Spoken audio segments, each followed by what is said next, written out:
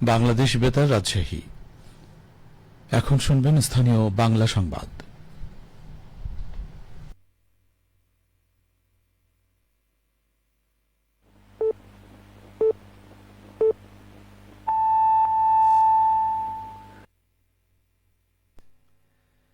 আসসালামু আলাইকুম।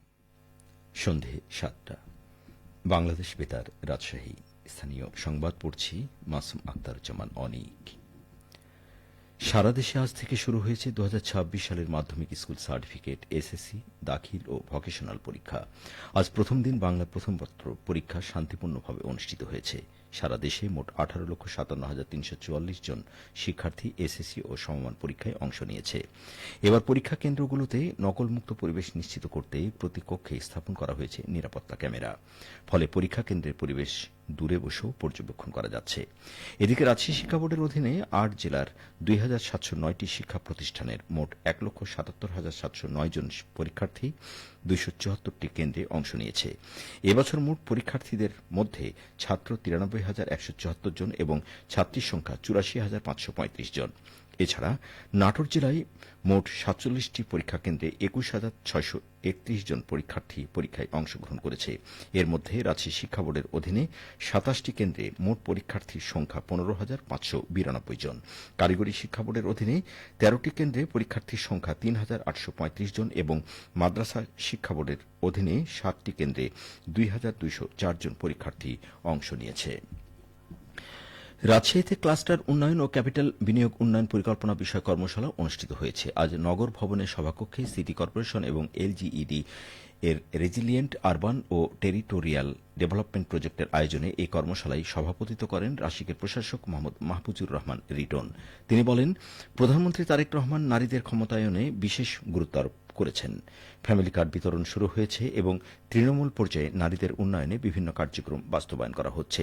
তিনি আরও বলেন, নগর উন্নয়ন কর্মকাণ্ডে নাগরিক সম্পৃক্ততার বিষয়টি এই প্রকল্পে বিশেষভাবে গুরুত্ব পেয়েছে। নাগরিকদের সক্রিয় অংশগ্রহণের মাধ্যমে উন্নয়ন কাজ বাস্তবায়ন একটি ইতিবাচক দৃষ্টান্ত। প্রথম পর্যায়ে প্রকল্পটি ৮১টি পৌরসভা এবং ৬টি সিটি কর্পোরেশনে বাস্তবায়িত হবে, যা দেশের ৩৬টি জেলাকে অন্তর্ভুক্ত করছে। প্রকল্প বাস্তবায়নের মাধ্যমে বিপুল সংখ্যক মানুষ উপকৃত হবেন, যার অর্ধেকই নারী।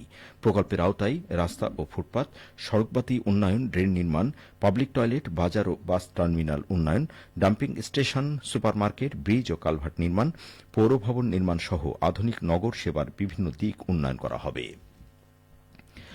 সিরাজগঞ্জ জেলার বিভিন্ন শপিং মল, মার্কেট ও দোকানসমূহ সরকার ঘোষিত সময় পর্যন্ত খোলা রাখার বিষয়ে মতবিনিময় সভা অনুষ্ঠিত হয়েছে। আজ জেলা প্রশাসক কার্যালয়ে শহীদ শামসুদ্দিন সম্মেলন কক্ষে সভাটি অনুষ্ঠিত হয়। সভায় সভাপতিত্ব করেন সিরাজগঞ্জের জেলা প্রশাসক মোহাম্মদ আমিনুল ইসলাম। সভাপতির বক্তব্যে তিনি বলেন, বর্তমান বাস্তবতায় সকাল থেকে সন্ধ্যে ৭টা পর্যন্ত শপিং মল, মার্কেট, দোকানপাট চালু রাখতে নির্দেশনা রয়েছে।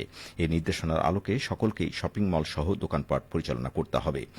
সভায় সদর উপজেলার নির্বাহী কর্মকর্তা মোহাম্মদ মামুন খান সহ চেম্বার অব কমার্স অ্যান্ড ইন্ডাস্ট্রির প্রতিনিধি, শপিং মল, মার্কেট মালিক ও ব্যবসায়ীরা উপস্থিত ছিলেন। শস্য ভাণ্ডার খ্যাত চলন বিলের আবাদি জমি থেকে বোরো ধান সংগ্রহ কার্যক্রম শুরু হয়েছে।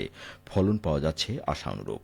ধান কাটার উৎসব নিয়ে এখন শুনুন আমাদের নাটোর জেলা সংবাদদাতার একটি প্রতিবেদন। শস্য ভাণ্ডার খ্যাত চলন বিলের আবাদি জমি থেকে বোরো ধান সংগ্রহ কার্যক্রম শুরু হয়েছে। আদর্শ কৃষক আবুল কালাম আজাদ ধানের ফলনে উৎফুল্ল হলেও বাজারে দরে কিছুটা হতাশ। তিনি বলেন, 25-30 বিঘা জমি আবাদ করেছি, 3 জাতের ধান আবাদ করেছি, মিনিগেট ধান, আর হচ্ছে সুবর্ণতা, আর হচ্ছে 103, 108, 103 এই 4 জাতের ধান আবাদ করেছি। ধানের গাছ পাতে এবং ধানের শীষে খুব সুন্দর দেখা যাচ্ছে। আজকে থেকে ধান কাটা শুরু করতেছি। আশা করতেছি 25-30 মণ করে হওয়ার কথা, কিন্তু ধানের দাম খুব কম দেখে আমাদের কৃষকের খরচ অনেক বেশি হয়েছে।